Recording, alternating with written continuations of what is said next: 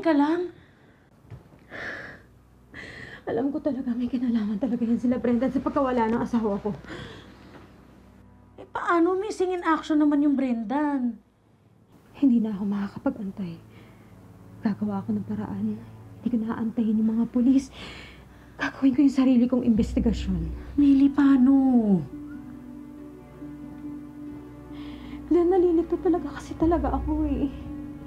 Nung nawala si Anton, may kikitain siyang tao tapos nagsinungaling siya sa akin. Gusto kong malaman kung bakit siya nagsinungaling sa akin at kung sino yung kikitain niyang tao.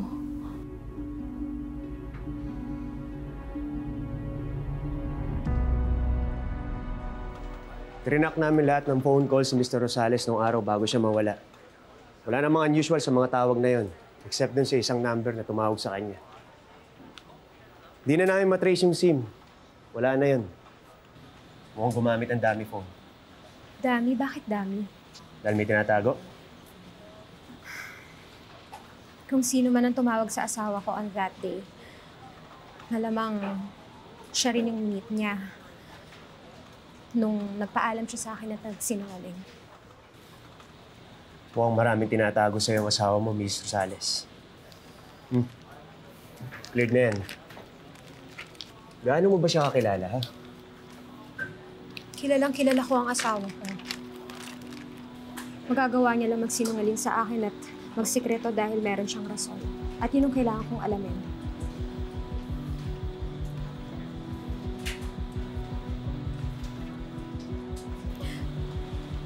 Dito sa lugar na to, dito sila pumunta nung araw na yun.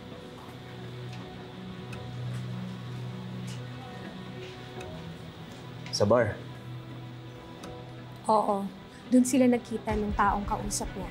At kung sino man siya, malakas ang kutob ko na may kinalaman siya sa pagkawala ng asawa ko.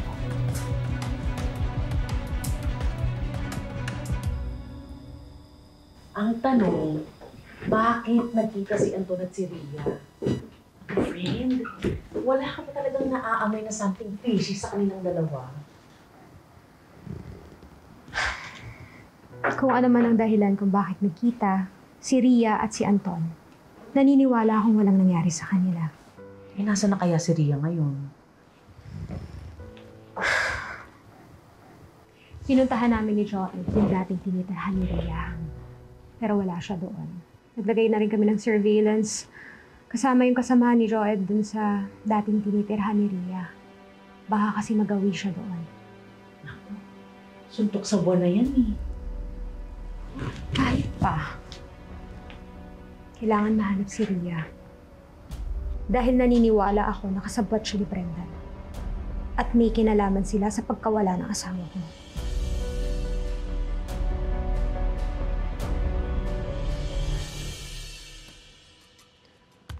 Falcon 3, palabas na ang subject.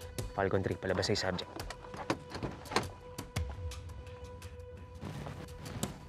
Victoria Angeles, SIU. No. Dali! Tumigil ka!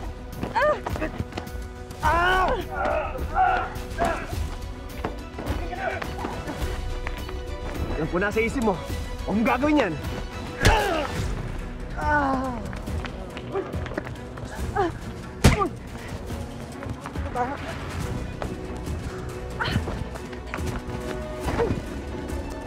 Tigil! Tama na! Sinabi na tumigil ka na eh! Bitawan niyo ako! Wala naman akong ginagawang masama! Ano po gusto niyo sa akin? Ikaw ang huling nakasama ni Anton bago siya mawala. Anong kinalaman mo doon? Sige na, sign na natin to.